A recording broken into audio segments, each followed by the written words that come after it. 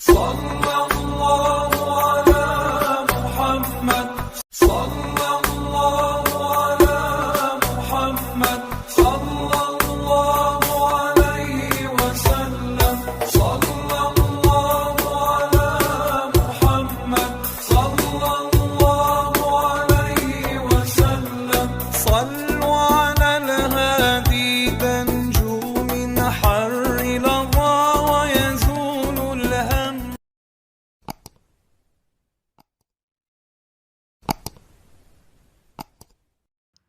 Bismillahirrahmanirrahim. Assalamualaikum warahmatullahi wabarakatuh.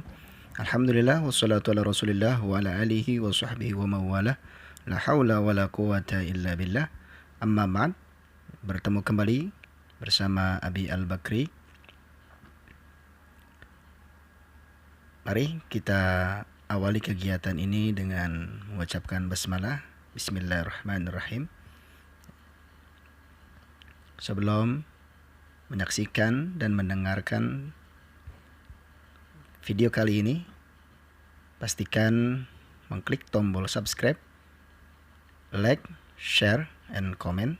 Semoga channel ini selalu memberikan manfaat untuk semua. Amin ya rabbal alamin.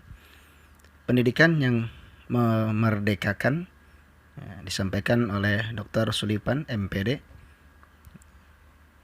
pada pelatihan tanggal 24 Juli 2021.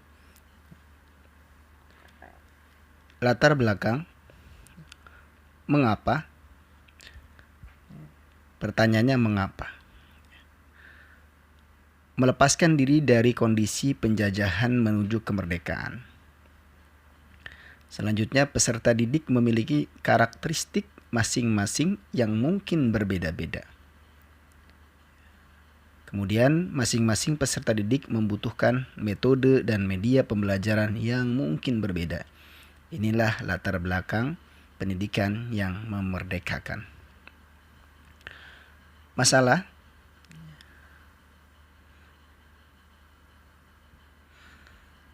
apakah dengan pendidikan sekarang ini sudah mampu menumbuh kembangkan peserta didik sesuai minat, bakat, dan potensinya? Bagaimanakah agar peserta didik memiliki kemampuan yang adaptable, kritis, komunikatif, kerjasama, kreatif, memecahkan masalah, berpikir komputasional, memiliki compassion atau rasa kasih sayang, dan interpersonal skill. Tujuan pendidikan diselenggarakan agar mampu menumbuh kembangkan peserta didik sesuai minat, bakat, dan potensinya. Ini tujuan.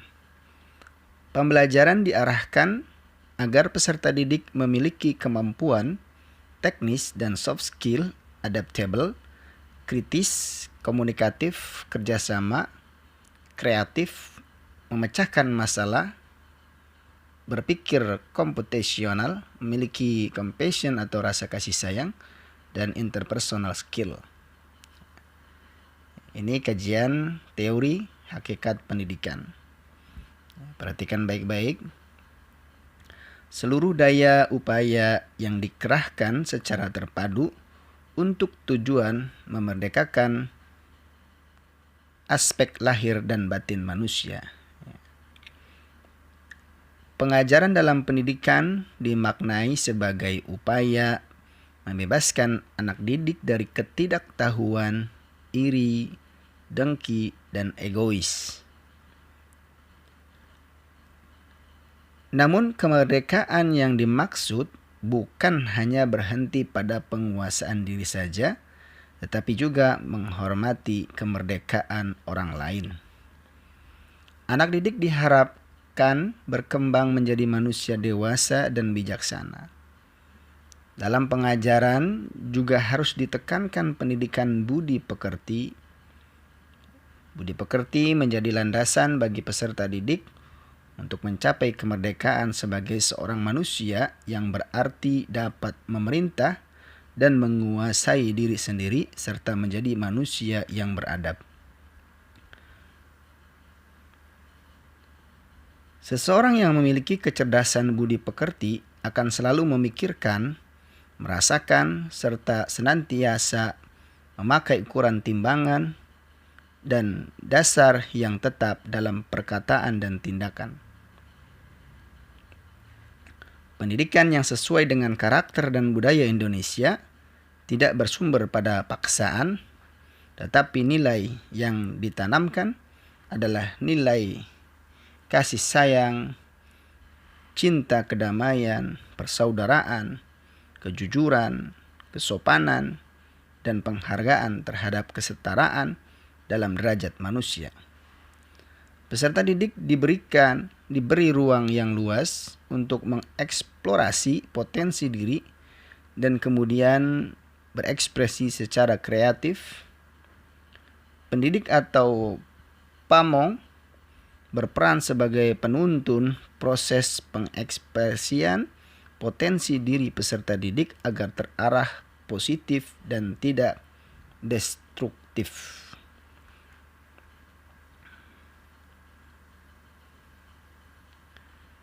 Semboyan pendidikan, konsep pendidikan Ki Hajar Dewantara, ingarso sung tolodo, ingarso sung tulada,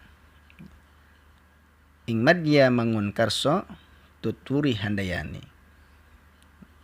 Ingarso sung tolada, di depan memberikan contoh, memberikan teladan.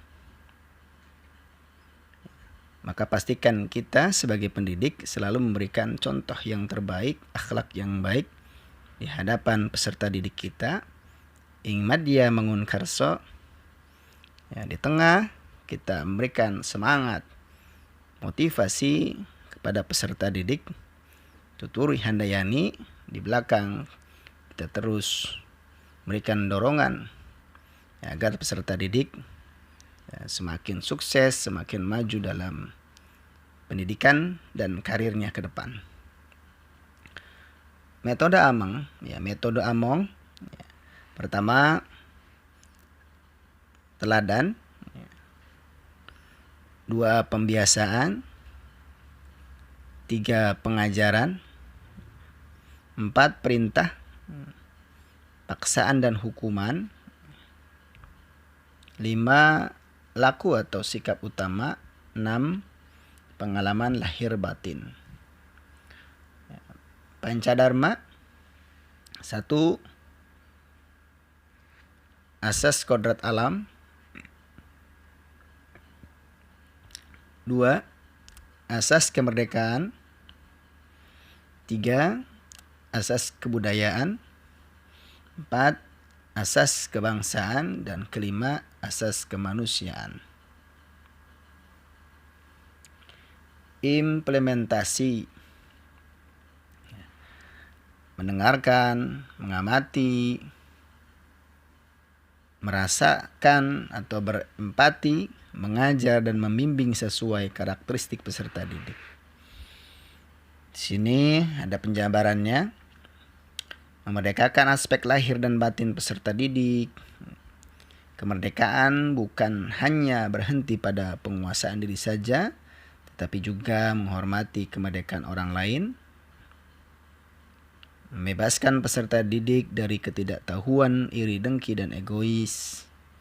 Membimbing peserta didik agar berkembang menjadi manusia dewasa dan bijaksana. Menekankan pendidikan budi pekerti. Budi pekerti menjadi landasan bagi peserta didik untuk mencapai kemerdekaan sebagai seorang manusia. Selalu berpikir dan merasakan dan memakai ukuran, timbangan, dan dasar yang tetap dalam perkataan dan tindakan. Menanamkan nilai kasih sayang, cinta kedamaian, persaudaraan, kejujuran, kesopanan, dan penghargaan terhadap kesetaraan dalam derajat manusia. Memberi ruang yang luas untuk mengeksplorasi potensi diri dan kemudian berekspresi secara kreatif. Menuntun proses pengekspresian potensi diri peserta didik agar terarah, positif, dan tidak instruktif. Alur pembelajaran merdeka atau daring.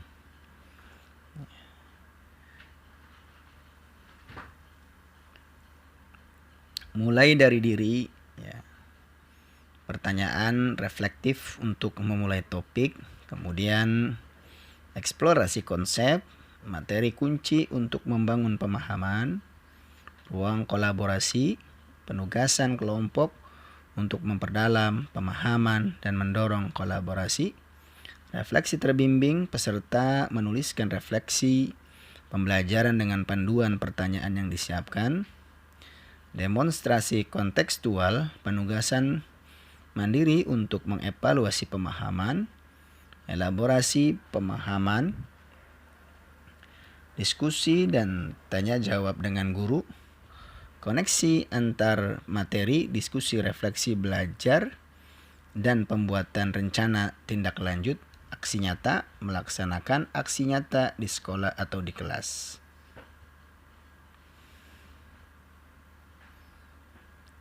Alur pendidikan ini diimplementasikan saat BIMTEK kurikulum secara daring. Sekolah dapat melaksanakannya dengan modifikasi, fleksibel atau tidak kaku.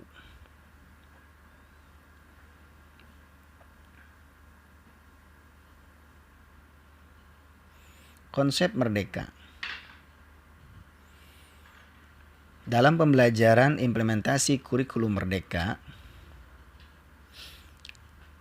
asinkronus, sinkronus, ya, ada langkah pembelajaran, pengertian, perangkat ajar, aktivitas, mulai dari diri, ya.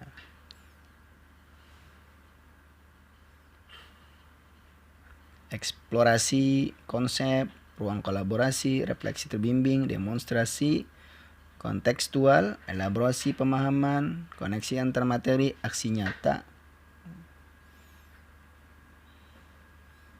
Ketika mulai dari diri, perangkat ajar, lembar kerja, kemudian eksplorasi konsep, video dan perangkat pembelajaran lainnya, ya, ruang kolaborasi, perangkat ajar, ya, lembar kerja kelompok, panduan diskusi, refleksi terbimbing, lembar kerja, demonstrasi kontekstual lembar kerja, elaborasi pemahaman, panduan diskusi untuk instruktur, koneksi antar materi, panduan diskusi untuk instruktur, dan aksi nyata, storage untuk portofolio.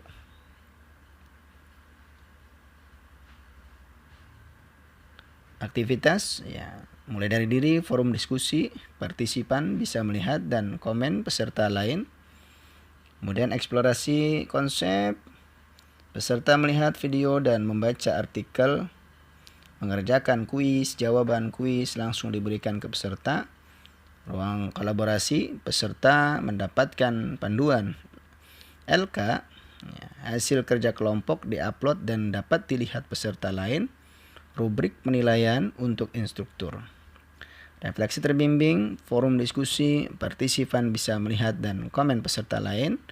Demonstrasi kontekstual, ya, HOTS test, including RK dan materi kunci, ya, scoring, peserta bisa retake test, ya. Kemudian elaborasi pemahaman, koneksi antar materi, video conference, aksi nyata, drive penyimpanan portofolio bisa diakses peserta lain. Alur pendidikan ini diimplementasikan saat BIMTEK kurikulum secara daring. Sekolah dapat melaksanakannya dengan modifikasi, fleksibel atau tidak kaku. Alur pembelajaran di kelas. Alur pembelajaran di kelas mengacu pada metode atau model pembelajaran yang digunakan. Alur pembelajaran tetap dilakukan dengan pendahuluan, materi inti, penutup. Pada saat pendahuluan diberikan pertanyaan pemantik dan asesmen diagnostik untuk memotivasi dan mengetahui tingkat pemahaman peserta didik terhadap materi. Materi inti disampaikan dengan menggunakan metode atau model pembelajaran yang berpusat pada peserta didik dan karakteristik materi. Asesmen formatif dilaksanakan untuk mengetahui pemahaman peserta didik. Pada penutupan disampaikan ringkasan materi, asesmen sumatif, dan refleksi siswa. Kesimpulan, guru harus mengenal karakteristik peserta didik. Ya. Mudah-mudahan kita bisa mengimplementasikannya, mengamalkannya. Guru harus mengenal karakteristik peserta didik. Kesimpulan yang kedua, pembelajaran dengan metode yang sesuai dengan karakteristik peserta didik. Ketiga, pembimbingan dilakukan sesuai dengan minat, bakat, dan potensi peserta didik, mimpi, vision, passion. Yang terakhir, yang keempat, model atau metode pembelajaran yang berpusat pada peserta didik. Mudah-mudahan kita semua bisa mengimplementasikannya ketika mengajar di kelas atau secara online. Semoga bermanfaat. Terima kasih. Wassalamualaikum warahmatullahi wabarakatuh.